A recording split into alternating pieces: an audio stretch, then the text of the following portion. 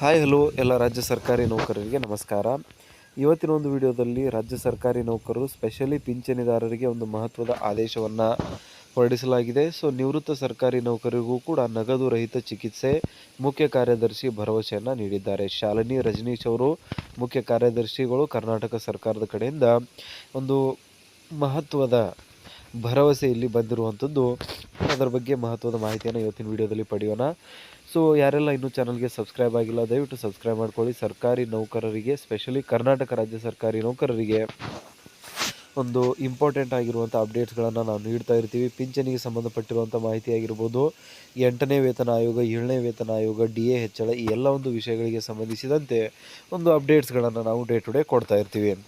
ಇಲ್ಲಿ ನೋಡ್ತಾ ಇರುವಂಥದ್ದು ಲಾಸ್ಟ್ ಟೈಮ್ ಏನೋ ಬಸವರಾಜ ಬೊಮ್ಮಾಯಿ ಅವರು ಒಂದು CM ಆಗಿದ್ದಾಗ ವಿಧಾನಸೌಧದ ಬ್ಲ್ಯಾಂಕೆಟ್ ಹಾಲಲ್ಲಿ ಅನೌನ್ಸ್ ಮಾಡಿದ್ದರು, ಒಂದು ರಾಜ್ಯ ಸರ್ಕಾರಿ ನೌಕರರಿಗೆ ನಗದು ರಹಿತ ಚಿಕಿತ್ಸೆ ಕ್ಯಾಶ್ಲೆಸ್ ಮೆಡಿಕಲ್ ಟ್ರೀಟ್ಮೆಂಟ್ ವ್ಯವಸ್ಥೆಯನ್ನು ನಾವು ಜಾರಿ ಮಾಡ್ತೇವೆ ಅಂತ.